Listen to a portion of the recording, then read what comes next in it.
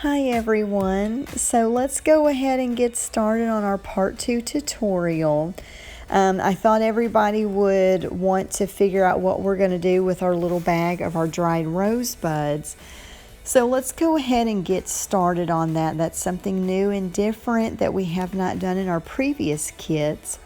So the first thing I'm going to do, I'd cut off a strip of the fabric that we received in our box this month.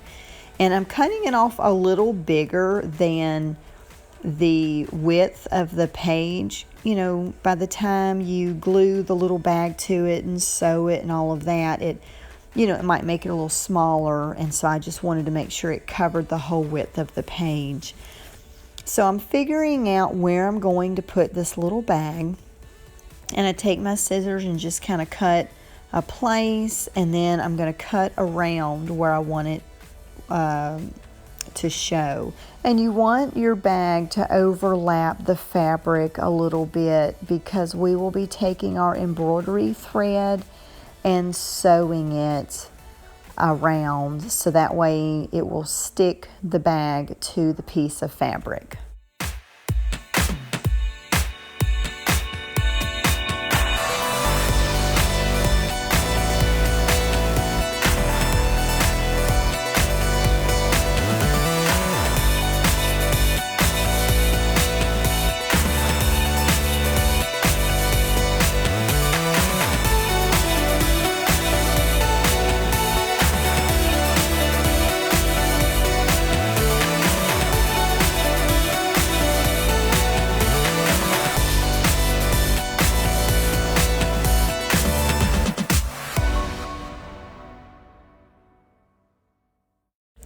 So now we're going to take our embroidery thread. I have embroidery needles, in my stash that I use. So I'm going to take and use that. And in the embroidery thread, there are 6 strands. I am going to go ahead and use all 6 of those. You can make it thinner if you wanted to just use 2 or 3 strands. But I'm going to go ahead and do 6 strands because I kind of want a thick outline with the stitching. And I'm just taking my time on the stitching.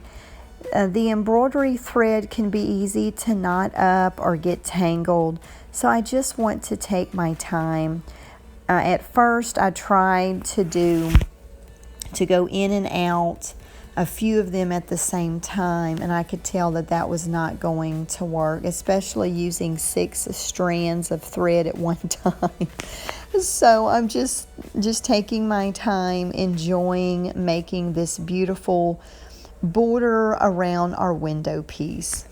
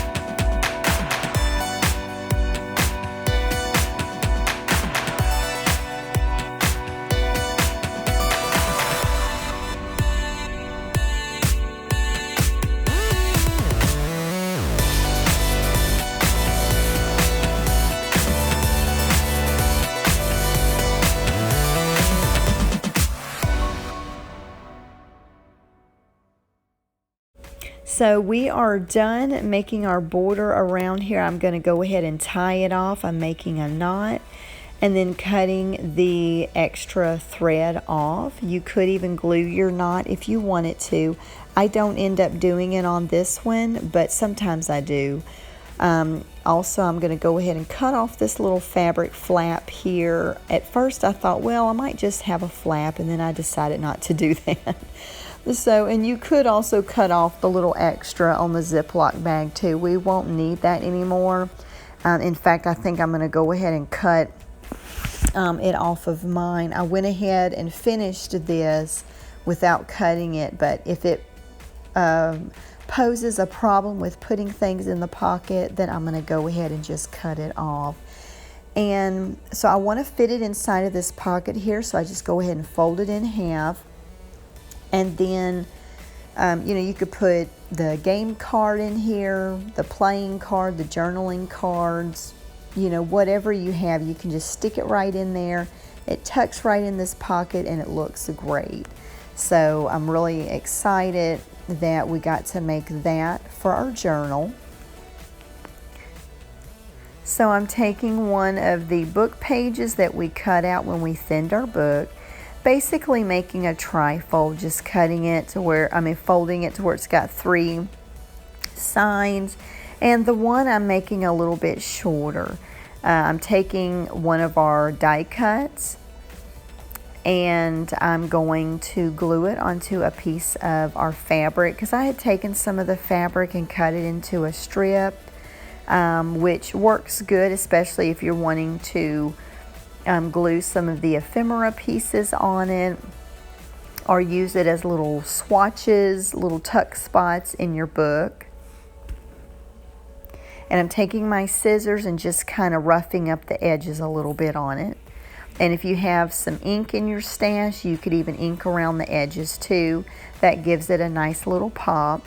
Now the glue I'm using, it's the glue that we are sending out in the scrapbook kits. But you can also use the Mod Podge that came in with your kit. It's just what I had right next to me, so I just picked it up and used it. Both work great. And I'm just wiping the glue off the table. I need to get a cover to put on this table, our poor kitchen table. I tell you, I feel so sorry for this poor table. It definitely gets a lot of use, that's for sure. I just like sitting in our kitchen and just working in the kitchen. The lighting's great. It's kind of an open area where I can still keep an eye on the kids, and it just works great. Sometimes I'll go I tend to do my tutorials on the weekends a lot, or early in the mornings before everyone gets here. And so the dining room seems to be the place where I end up doing most of my tutorials, because it's at night or early in the mornings or on the weekends when nobody else is here working. So the next thing that we're going to do with our little trifold that we made, I'm just placing a stencil on it, spraying some of the shimmer mist, and it just gives a nice background element. And then you could do more stamping, you could do some journaling on that, you could mat some little photos on there, whatever you want it to do. If you have any questions with this tutorial, please feel free to let me know. We'll see you on the next one. Bye.